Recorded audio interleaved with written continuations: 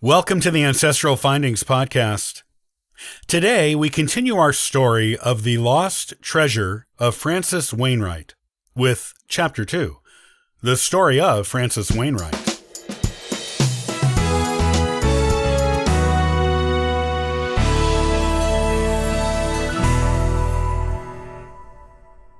The lawyer paused, looking up to make sure the Willick grandchildren were listening. He'd read this letter years ago when Mrs. Willick gave it to him for safekeeping, and knew just how important its contents were to all their futures. He needn't have been concerned. All 5 young people looked toward him expectantly, rapt with attention. The fact that something special had been set aside in their beloved grandmother's will, just for them together, was having an almost hypnotic effect on them.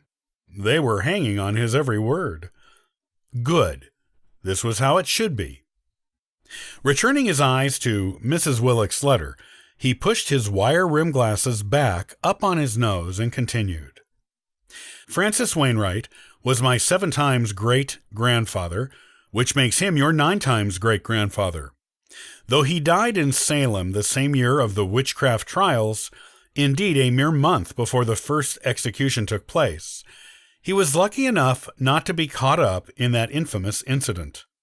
Oh no, my dear children, no villain was he. Francis was, in fact, a celebrated war hero, famous in the Massachusetts Bay Colony in his own time. He was one of the original English settlers of Massachusetts, coming in an early wave of the Great Migration.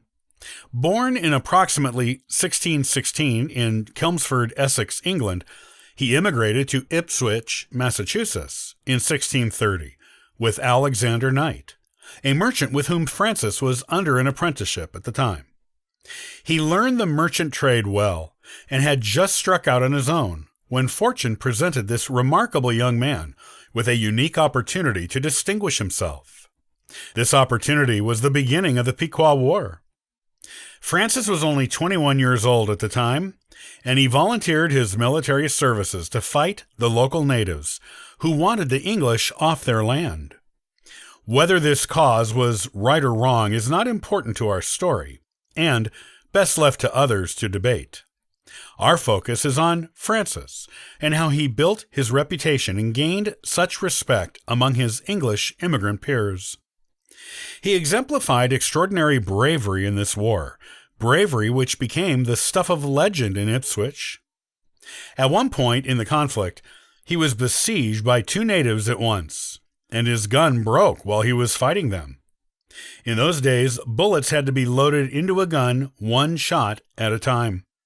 Having no time to reload, Francis used the gun itself as a weapon, bludgeoning his assailants with it, and killed them all on his own.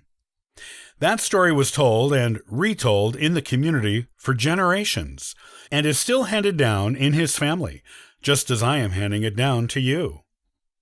He fought against natives twice more, once in 1642, and again as a corporal in 1664.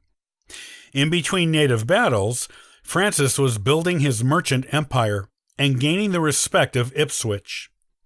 He was a voter, something that was reserved only for wealthy male landowners at the time.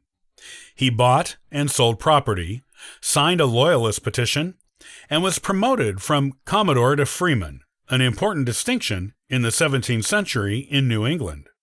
The Freeman designation, which was bestowed on him in 1671, essentially meant he was now considered a gentleman.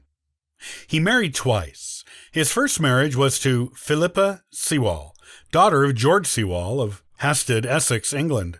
When she died in 1669, he remarried to Hannah Hicks, who survived him, and who later went on to marry Daniel Epps. He had 8 known children, all with Philippa, including our own ancestor, Francis Wainwright, Jr. When Francis died suddenly while on business to Salem in 1692, the entire Essex County area was stunned. Though he was approximately 76 years old at the time, Francis was still hale and hearty, robust, energetic, strong, and in seemingly perfect health. He was buried in a large tomb in the ancient burying ground in Ipswich, one of the largest ones there from the 17th century. Francis was quite wealthy when he died, having made a considerable fortune in the merchant business. While he left goodly sums of money and property to all his children, it seemed to many that a large portion of his supposed fortune was unaccounted for, something his children confirmed. According to his son, Simon, Francis buried more than half of the gold he owned somewhere on his farm's land for safekeeping. There was supposed to be a map to its location, but no one was ever able to find it, though his children looked in every conceivable place for it. The children kept most of the land in the family for as many generations as they could, and his grandchildren began digging up the land in search of the supposed lost treasure. Each generation passed on the story to the next, and each generation duly did their own searching. It has been more than 300 years since Francis Wainwright died, and that treasure has never been discovered. Yet, we who are his direct descendants still believe it is there. My own grandmother told me she and her cousins did not believe the treasure was actual gold, but something far more valuable. What that might be, she had no idea.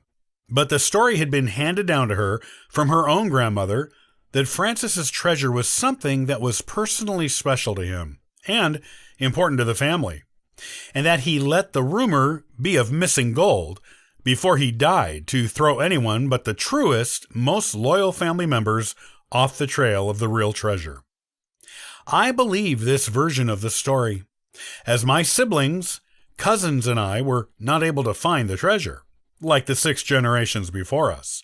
I leave the task to you, along with your first clue to get you started. May you be the generation who is finally victorious in discovering the treasure Francis Wainwright kept so carefully, lovingly hidden, even from his own children. Your loving grandmother always, Martha Jane Willick. Guys, we need to find this treasure. For Grandma, Christine, Mrs. Willick's eldest grandchild, said softly, not taking her eyes off the note in the lawyer's hands. Agreed, Emily, the youngest, affirmed, nodding.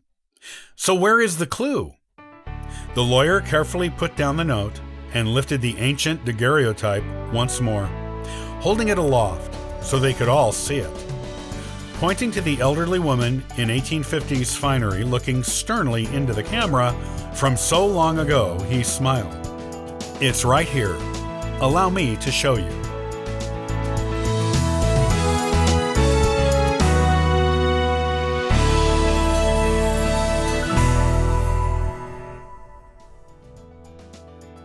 Thanks for listening to the Ancestral Findings podcast. For free resources to help you in your genealogy research, you can visit ancestralfindings.com. Happy searching!